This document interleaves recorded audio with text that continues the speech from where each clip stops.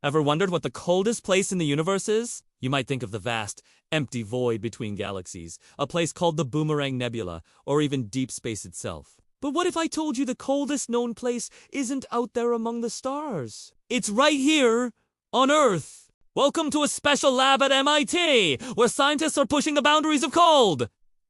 This isn't your average freezer. We're talking about temperatures so extreme they make the vacuum of space seem balmy. In deep space, the average temperature is about 2.7 Kelvin, or minus 455 degrees Fahrenheit. That's incredibly cold, just a few degrees above absolute zero, the theoretical point where all atomic motion stops. But here, in this laboratory, researchers have achieved temperatures 1,000,000 times colder than that.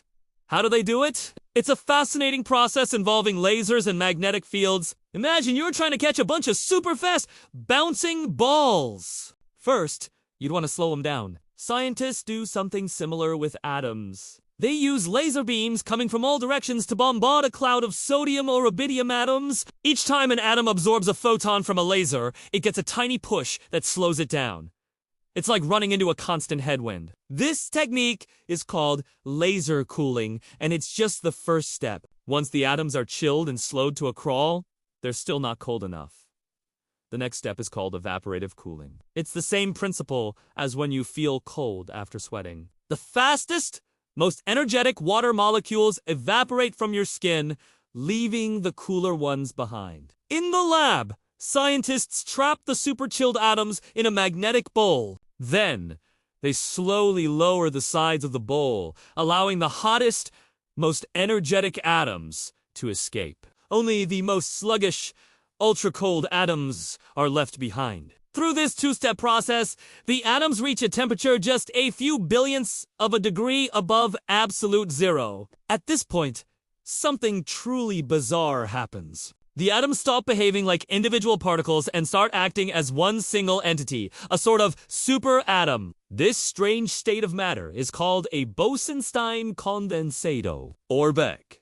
It was first predicted by Albert Einstein and Satyendra Nath Bose back in the 1920s. But it wasn't created in a lab until 1995. Creating a Bose-Einstein condensate isn't just a cool party trick. It allows scientists to study the weird world of quantum mechanics on a macroscopic scale. Usually, quantum effects are only visible at the subatomic level, but in a BEC, millions of atoms act in unison, governed by a single quantum wave function. It's like having a magnifying glass for the quantum world.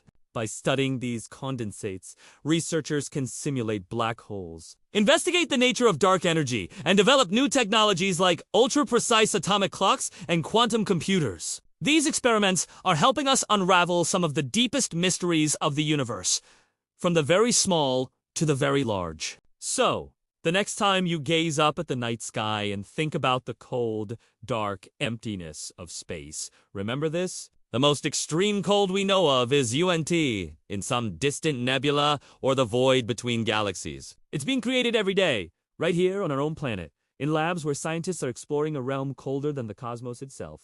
The coldest spot in the universe is incredibly man-made. Thanks for watching. If you found this journey to the coldest place on Earth fascinating, don't forget to like this video and subscribe for more mind-blowing science. See you next time.